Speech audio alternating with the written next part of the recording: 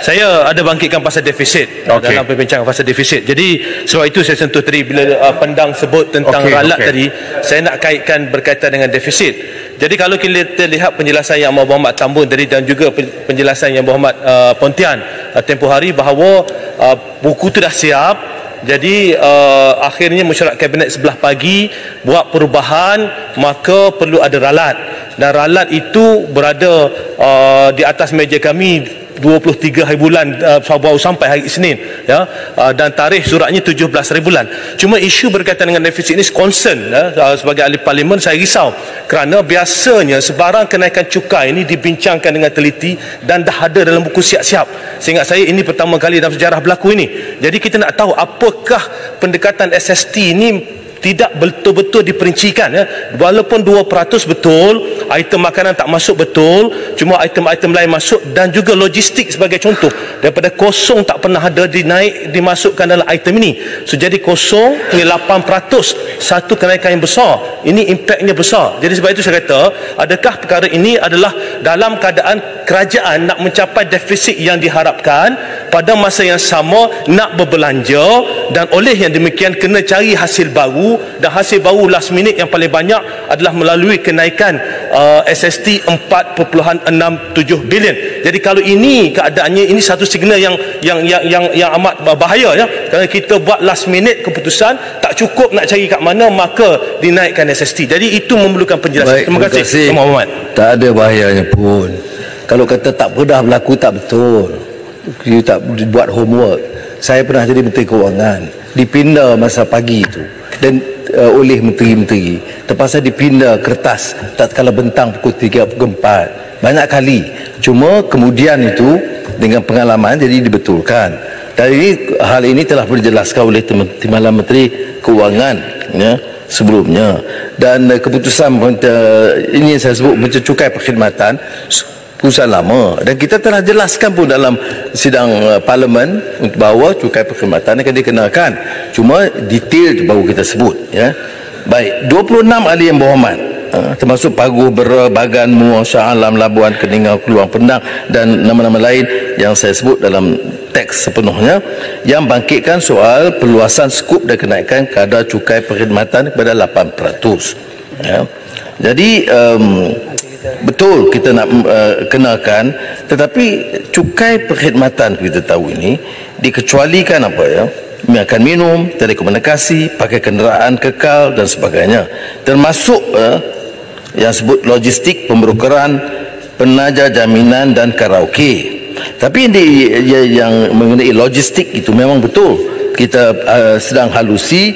Pastikan bahawa hal-hal yang menyentuh secara langsung kepentingan rakyat itu akan dikecualikan, dan ini tentunya akan dicerakin tatkala kita bentangkan cara terperinci. Soal ini ada kaitan dengan cukai keuntungan modal yang dibawa oleh Subangai Hitam, Julau, Tampau, Macang ya.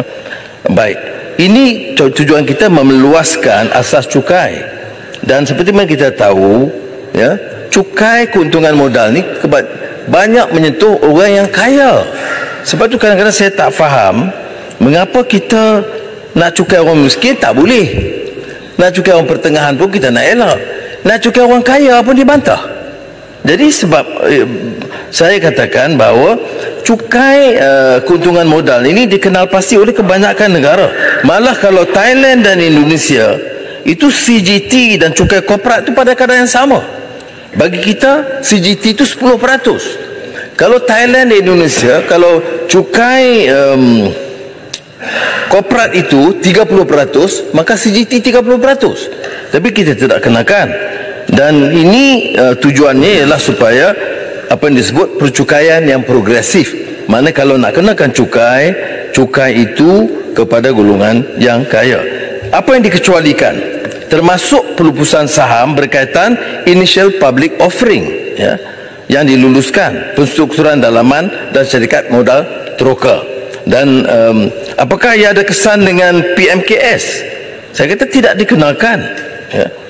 Melainkan bila ada keupayaan penjualan yang memberi keuntungan besar kepada PMKS, bukan dalam keadaan biasa. Pengenaan CGT ke atas saham tersenarai juga tidak dilaksanakan Ya.